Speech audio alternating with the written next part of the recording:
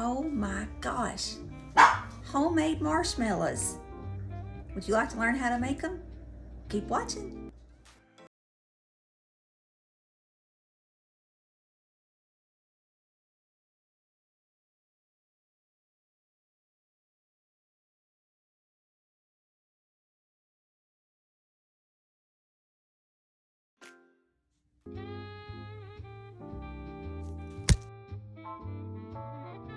Hey, it's April and thanks for stopping by my channel, My Crazy Creative Life.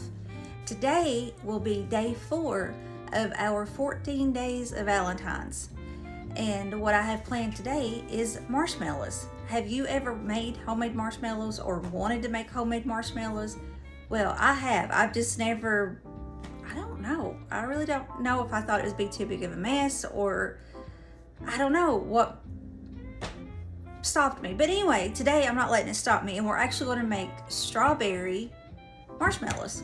And we're going to be using freeze-dried strawberries to give us that really good strawberry flavor in the marshmallow. It doesn't seem that hard. The hardest part is going to be boiling the sugar mixture, getting it up to temperature, and then slowly drizzling it in with our gelatin.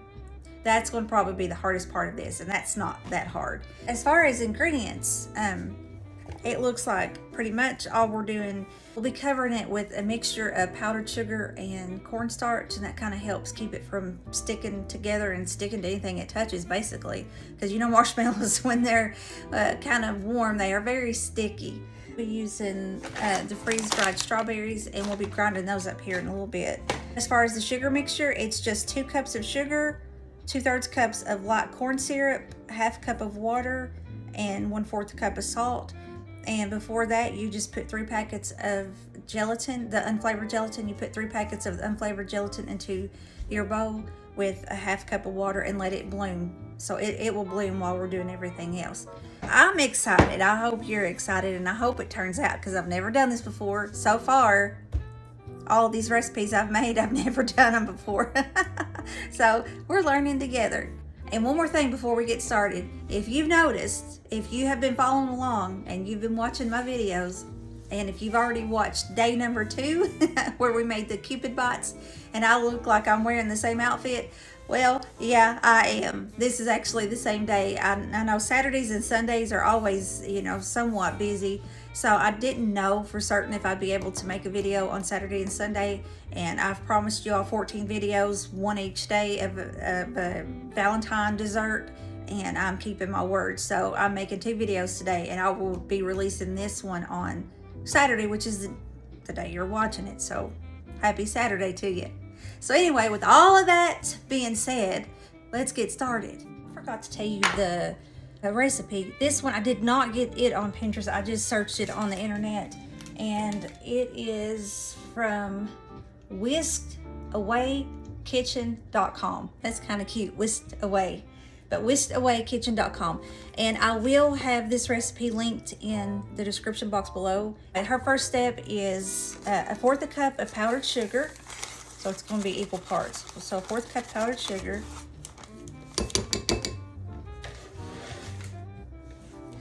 and a 1/4 cup of cornstarch. And I have a feeling we may end up needing more, but we'll see. Okay, so there's the cornstarch. And we're just going, I forgot my spoon, but I'll get a spoon in a minute. And just going to stir that in real good and set that to the side. The next step was to get a 9x9 pan, is what she called for. I don't have a 9x9 pan, so hopefully my 8x8 will work. But get a 9x9 pan or 8x8 and put it parchment paper in there with the paper overhanging, and then brush it lightly with vegetable oil. All right, the next step is to grind up our freeze-dried strawberries. She said it probably best to grind it up in a coffee grinder if you had one of those, because it would just be a finer dust. If not, you could do it in a food processor. I've got this little miniature food processor. I mean, isn't this the cutest thing? It is a Bella brand, and I'm pretty sure I got this at Kohl's. But so I'm going to chop those up. All right, so I'm going to chop these up really fine. Let me show you how it works. Probably wouldn't be too loud.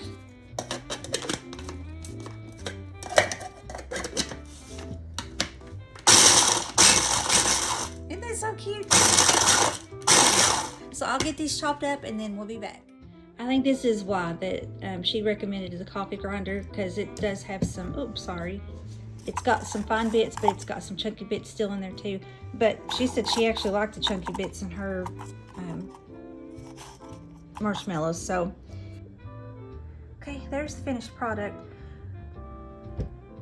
Okay, hopefully you can see there.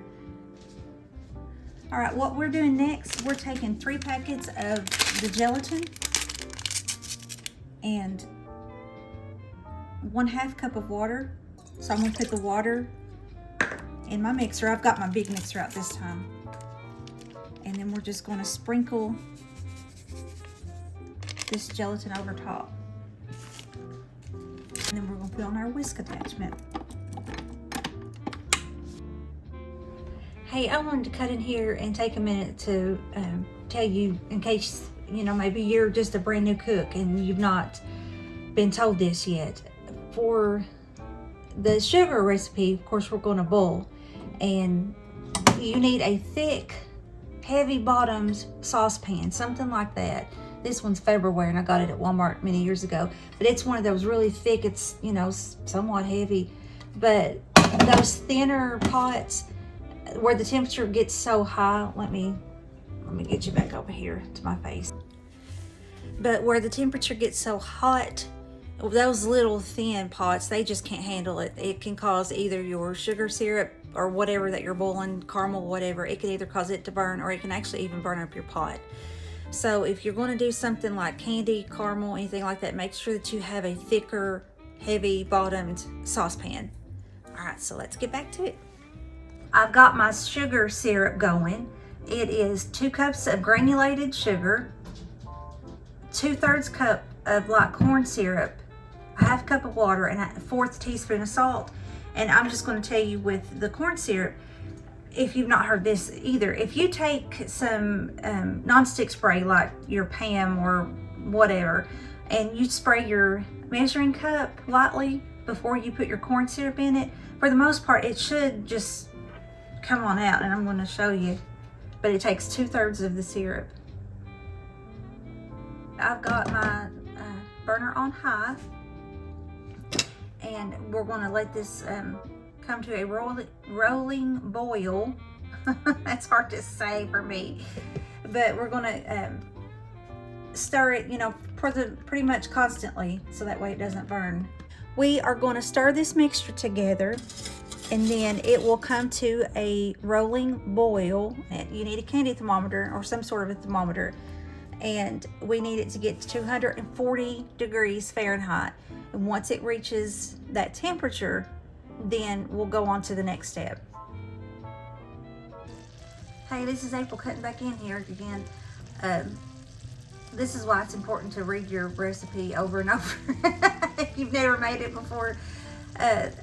It says it's okay to stir your liquid mixture after the sugar has actually melted, which it is now. It says do not stir anymore. Let it just sit there and cook until it reaches 240 degrees Fahrenheit. Okay, I'm going to slowly drizzle this syrup in. Be careful, do not get burned.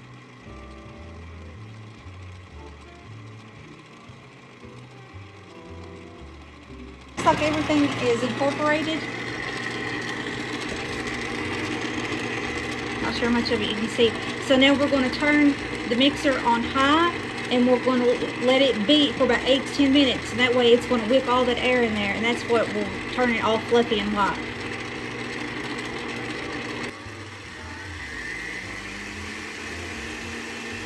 Hey, sorry that's loud. We know that it is done when it's almost tripled in size. It's white, it's fluffy, and the bowl is not hot to touch. Hey, I know this is loud. I just want to kind of walk you through this. We're about 3-4 minutes in, and you can see how it's starting to get all fluffy, but the bowl is still pretty hot to touch. Okay, it's been probably about 10 minutes, and that's looking about right. It's still just a little bit warm, but I can at least touch it.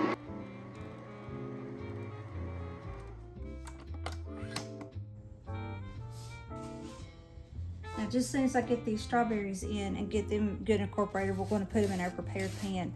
And I went ahead and sprinkled some of powdered sugar and cornstarch. I went ahead and sprinkled some of that on.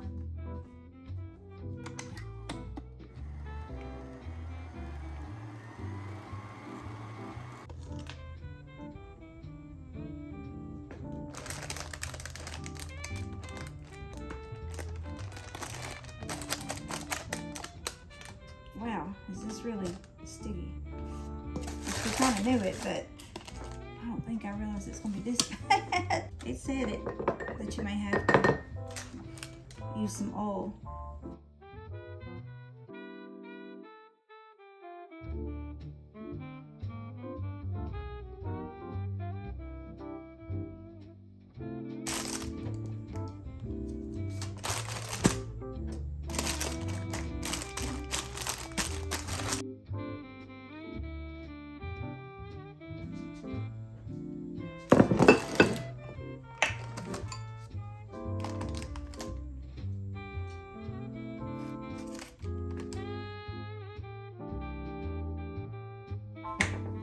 Wow, that better be worth it. I figured we would have to make up some more cornstarch powdered sugar mixture. I used what I had left and just threw it on the top because I'm pretty sure when you pull it out and you cut it, it kind of helps, you know, to prevent that sticking. As you can tell, it's the next day. I wasn't able to get the marshmallows finished yesterday, so we're going to finish them today. So let's move the camera around and you can see what we're doing. So this has sat out on the counter overnight, covered, ever since we poured it in here yesterday. So the next step, we're going to take it out and put it onto a cutting board, hopefully. There it goes. That's pretty easy. I have a feeling the next step will not be easy. This is pretty thick. So if you want thinner marshmallows, then obviously you can put it in a thinner pan. But that shows you about how thick it is. And you can go several different routes with this. I went ahead and made up some more of our cornstarch and powdered sugar mixture. I'll get it loose from the bottom here. Okay, that come pretty good. That came off pretty good.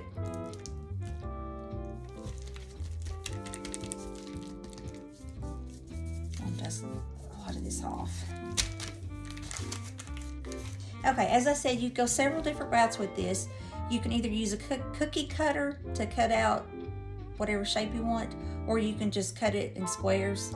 So I think we'll try different ways. First of all, I'm gonna take the big heart cookie cutter and we'll see. The only thing about that is,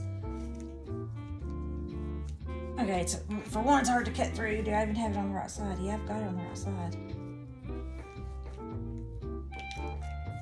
But you're gonna have a lot of excess, just clumps, if you try to do a cookie cutter. Okay, I think I chose too big of a cookie cutter. I thought the bigger it would actually help, but I think that's too big because I don't think anybody's gonna eat that much of a marshmallow. But there you go.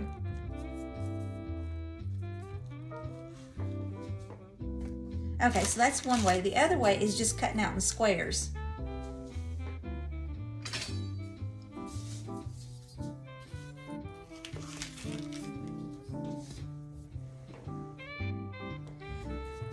In her recipe, she did recommend, and I forgot that. That's probably why I was having a little difficulty with that cookie cutter. She said to take some of your vegetable oil and put on your knife. So that's actually what I'm doing here off camera. But just take a little bit of vegetable oil and put on your knife, and then that way it will help. It will help the cutting process just a little bit better. Try and get this where. There we go. Okay, there's the inside of that. My light is not letting. Let me turn that off a second. There, you can see that a little bit better. That actually turned out really pretty. You can see the bigger chunks of the strawberries that we didn't get ground up real well. And it actually makes it really pretty. One thing you can do to kind of help combat this stickiness, because it's not as sticky as what I thought, but it is still a little sticky on the sides. You can take some sanding sugar, some colored sanding sugar. There you go. And there you have a peep. Okay, another idea would be taking some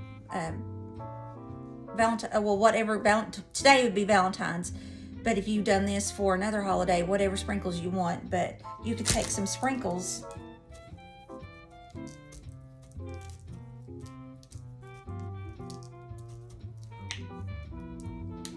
and there you go.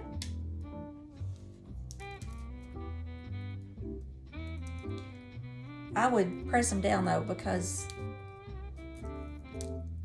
they're wanting to fall off a little bit. So once you put some of the sprinkles on, just kind of press them down. But I think I personally like the Peep look better, the sanding sugar. So there's the two. All right, I'm gonna get these cut up and put on a plate, and then we will be back.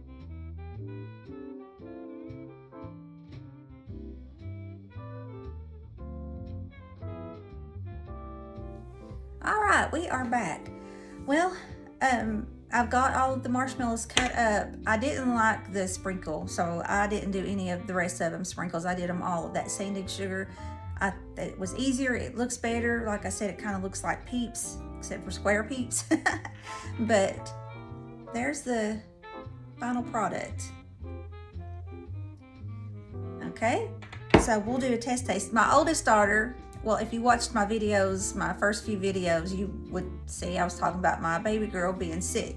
Well, now my oldest girl is sick, so she's home from school today, and she's going to try one. She does not want to be on video, but she said if she liked it, she would give us a thumbs up. So I'm going to let her try one. Let's see. There you go.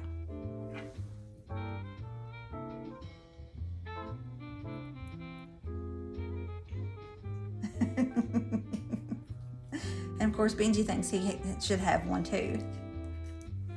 Thumbs up. Okay, she's gonna give us a thumbs up. Let's see if we can get her the camera. There we go. Now I'm gonna try one. It'll probably be messy, but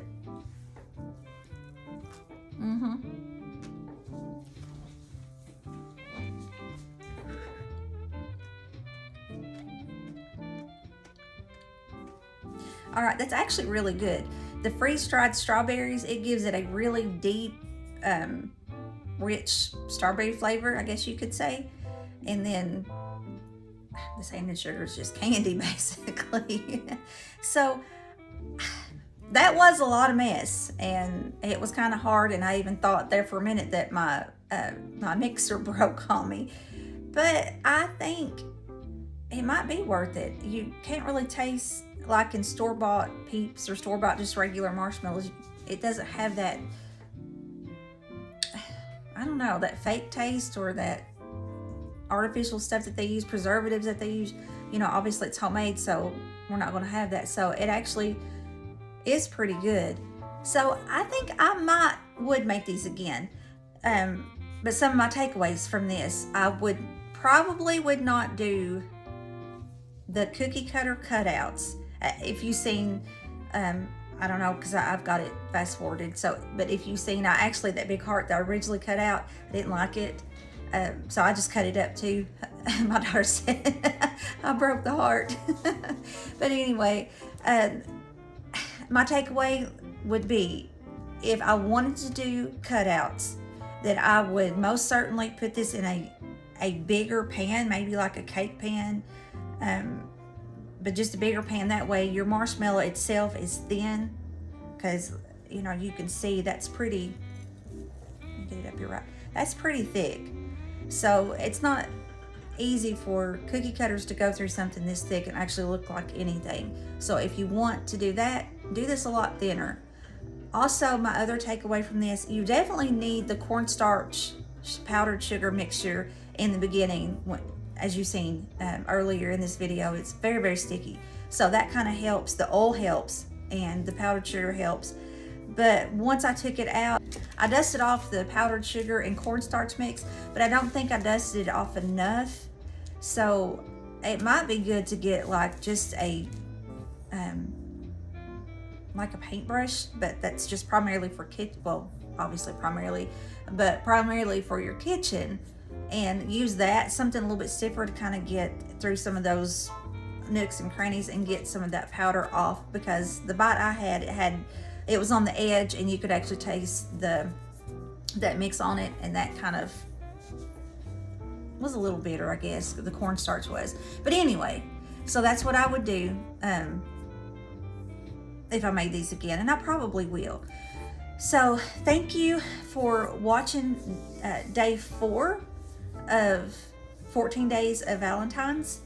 If you want to see more, because we still have 10 more days, then subscribe to my channel. And why not? It's easy to do. Just hit that subscribe button, and while you're at it, hit the like button. Help my channel to grow, if you would, please. But have a blessed rest of your day, and I will talk to you in the next one.